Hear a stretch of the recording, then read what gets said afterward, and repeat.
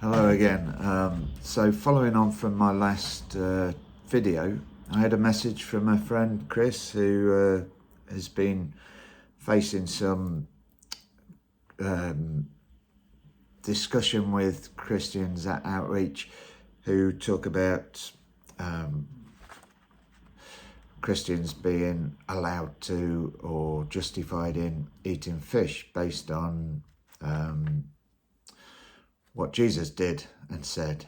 So I thought I'd give him a hand and address some of those points. So if we look to the Bible for examples of Jesus and fish, there are a few examples. So in one of them, John 21, 9-13, Jesus is seen to cook fish for the disciples. Secondly, the example of multiplication of fish and bread in Matthew 14, 13-21 and 15, 32-39. In Luke 5, 4-6 and John 21, 6-8, he helps the disciples to catch fish. In another part in Matthew 17, 24-27, Jesus tells Peter to retrieve a coin from a fish's mouth. And finally, in Luke 24, 42-43, Jesus is seen to eat a fish to prove his bodily form following his resurrection. So how do we address them as vegans and seeking to persuade Christians that they don't need to and are not justified in eating fish? So let's look first at the argument that Jesus ate fish, so I can, because if he ate it, it can't be morally questioned.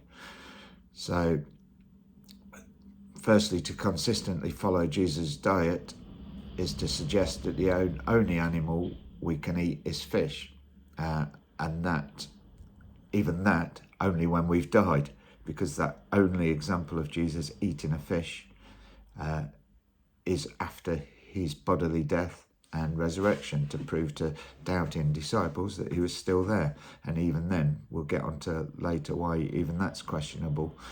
But yeah, so if people want to use the argument that Jesus in his resurrected form ate a fish, therefore they can, then they need to have a look at what might have been Jesus's diet.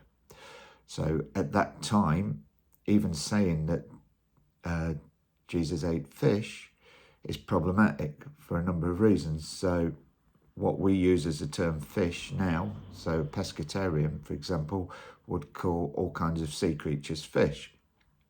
Now, the time Jesus was alive, then any water creature without fins and scales were off limits. So no catfish, no shrimp, no crab, no shellfish. Also, no pig, duck, rabbit or other forbidden animals through the Mosaic law. So that's first. Another point is, should we take what is said about Jesus and fish literally?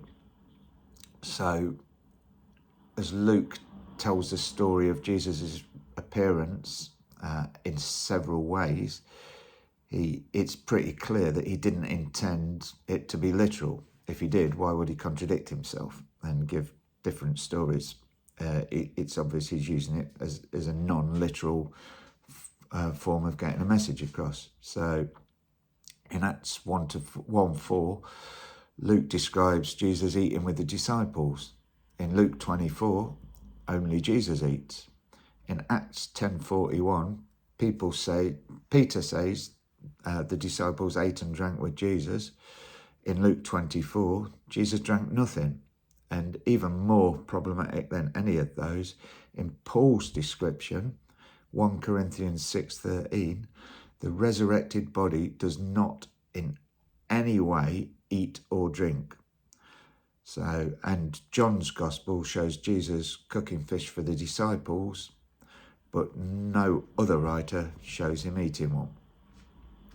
So that's a few problems with why we shouldn't take these things necessarily literally. Another point is that Jesus called the disciples away from fishing. He made them choose between fishing and preaching. So when Jesus was choosing his disciples, it's interesting that the people he surrounded himself with were people who did roles or had a place in society that was frowned upon by certainly the religious leaders. So people who were seen as prostitutes, tax collectors, fishermen. So why would he choose fishermen? Because to bring them away, he wanted to surround himself with the people who were seen as socially unacceptable. So if his social grouping thought fishing was acceptable and good, why on earth did he pull them away from that? And indeed, when they tried to go back to it, he chastised them. I can talk about that in a later post, but they after his death and resurrection, some of the disciples went back to fishing, and Jesus' reaction was not positive towards them doing that. So let's have a look at some of the arguments. So another point people might make is that it can be justified to kill food in situations of necessity. So fish, for example. So perhaps in Jesus' time there were less available sources of protein, especially if you were leading a peripatetic lifestyle and travelling around. So if you came across fish, you might well have eaten them. So people might argue that happened, and that, you know, he didn't have access to the same kind of diets we have access to now. So you might look at today's societies and think, well, what kind of justification is there now? Unless you're an Inuit, then there are very few societies that can justify taking and killing a life of a fish because they need the nutritional benefits of that fish. So that's an argument of that time that might be presented to justify why they might have eaten fish, but it doesn't justify why people today are eating fish. And in fact, there's a presumption in Christianity for life and against taking it away. So those of us who can live without recourse to violence should and must do so. Again, Jesus' diet isn't normative for us. So if people are arguing that Jesus ate fish, which, you know, I can argue that he didn't, but if people want to argue that he did, does that mean it's normative and we have to do it because he did? So I'd say we need to carefully identify practices in Jesus' ministry that we are called to follow and imitate. There can be plenty of those that we can. I've got a book here that gives some such examples. If I can just flip to a page, I'll give you a few. So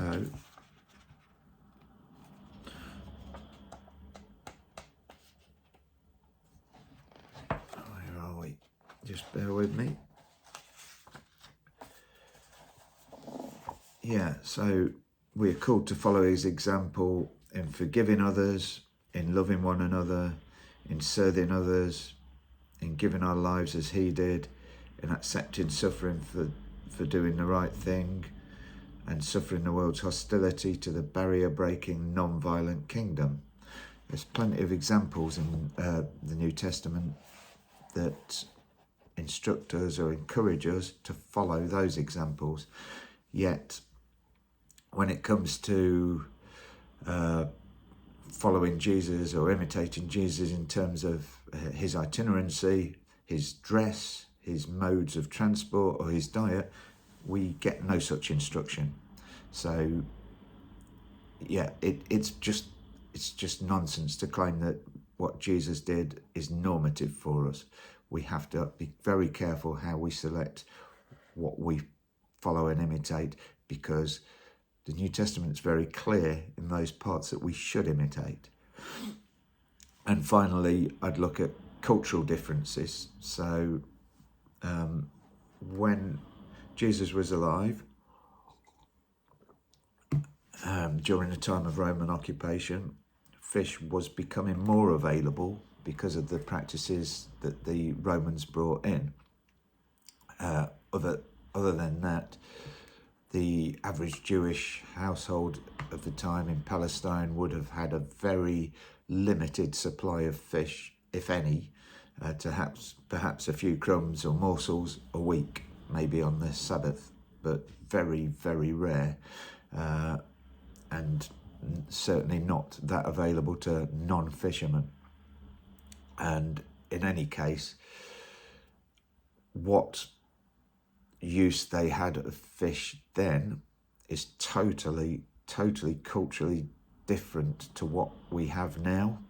And if we look at the availability of sea creatures just over the last 100 years, we have 90% fewer than we did 100 years ago. Fish has become, for those who might argue that they have justification for eating them, some of the more poor and isolated communities, it has become a rare and expensive thing. So, you know, even those who could argue that they might need to kill and eat them, they just can't get hold of them because of the practices of the fishing industries around the world. So when our diets destroy, you know, human communities, create economic havoc and threaten people's and other creatures' survival, not eating fish is one way we can live out Christ's love, service and sacrifice. So that's just a few thoughts on when a Christian approaching you in outreach tries to argue that they can eat meat, or especially fish, because Jesus did.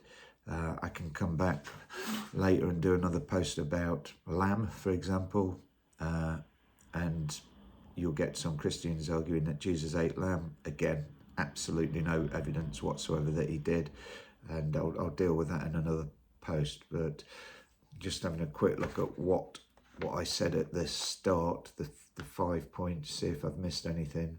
So the cooking fish, yes, dealt with. Helping catch fish, dealt with, or can deal with, have dealt with in a previous post. Tells Peter to retrieve a coin from a fish's mouth, and that's just not literal, clearly. And if you read that section, it's just totally irrelevant to whether or not people can and should eat fish. And eating fish to prove his bodily form, dealt with that. And you know, finally the multiplication of fish and bread. So this is one I haven't dealt with there, but in Matthew 14:13-21, the disciples are asked to feed the crowd. So they bring Jesus bread and fish. Jesus breaks the bread and feeds the crowd. No mention of the fish, no mention at all. So people make an assumption that what they've heard is true, and they make that analogy because he was brought bread and fish, they assume he distributed bread and fish. Well, if he did, why didn't it mention it? And in another section, on another miracle, it's described that the bread and fish were broken. So on that basis, you could argue that he did distribute bread and fish. but there are numerous problems with that. One being that it wasn't repeated in the other Gospels, so why? Why did that one introduce the fish element and the others didn't? Another one is the actual definition of the word used for fish. So the word used, I can go into, again, I'll do another post about phrases that have been used over time in translations of the Bible that have led to a lot of confusion about eating flesh. So the actual word used could easily mean any kind of sea product. It could even be seaweed, but irrelevant. I'm just saying that if you look at all the points I made and put them together, there is no justification in our society for eating and killing fish. And, most of those justifications based on what Jesus did are actually false, because they're not based on what actually happened.